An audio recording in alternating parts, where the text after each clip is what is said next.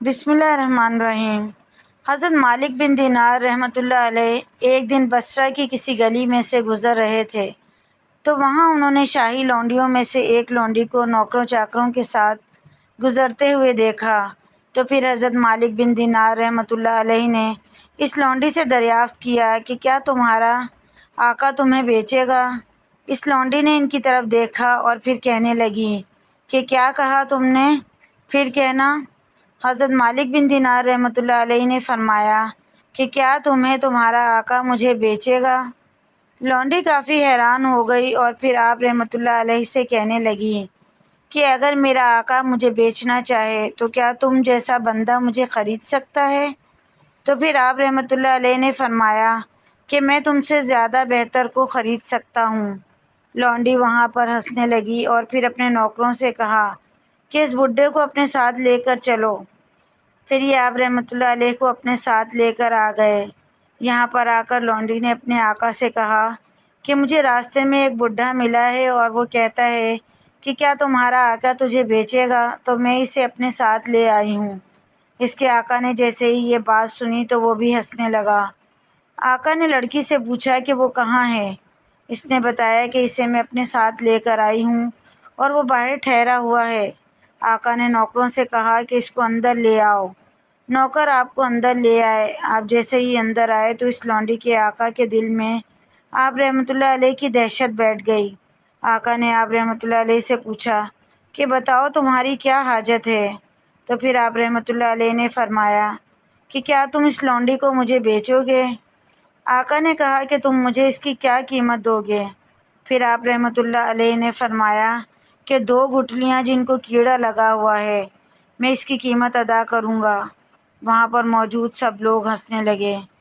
پھر آقا نے آپ رحمۃ اللہ علیہ سے پوچھا کہ آپ نے اس کی قیمت 2 گٹھلیاں کیوں لگائی ہے؟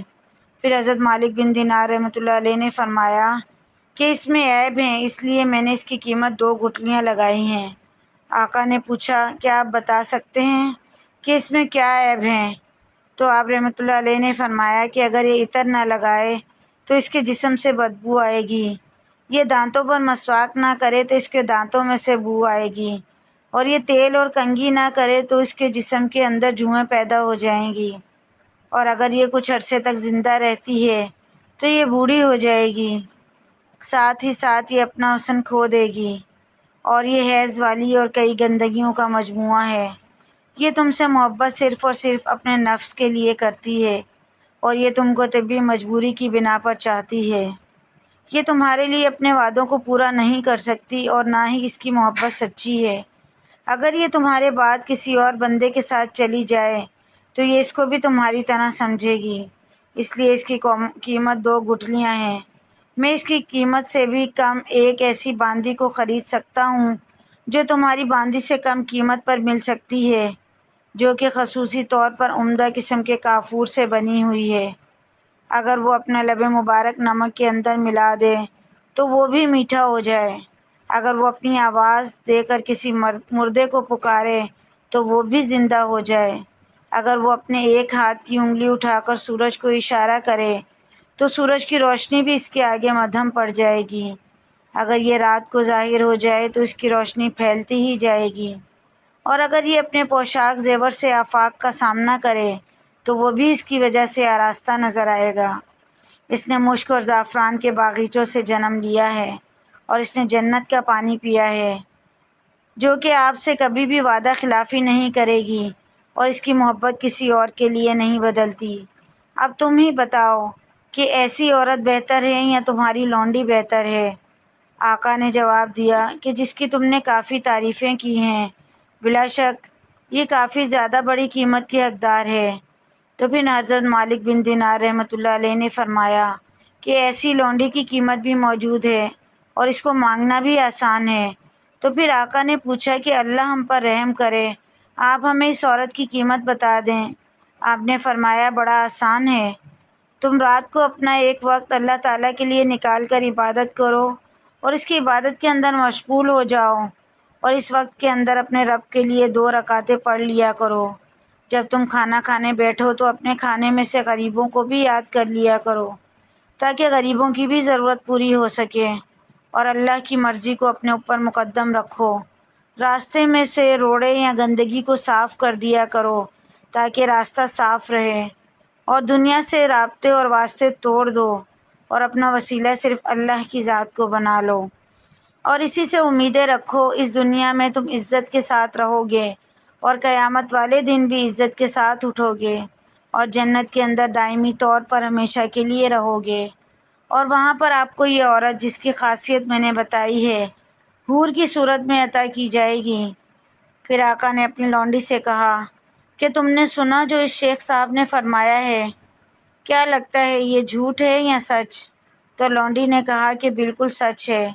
تو ان کے آقا نے لونڈی سے کہا، جاؤ میں تمہیں آزاد کرتا ہوں، آج سے تم اپنی جیسی مرضی جینا چاہو زندگی جی سکتی ہو، اور فلاں فلاں جو میری جائیدادیں ہیں وہ میں نے تمہارے نام کر دی ہیں۔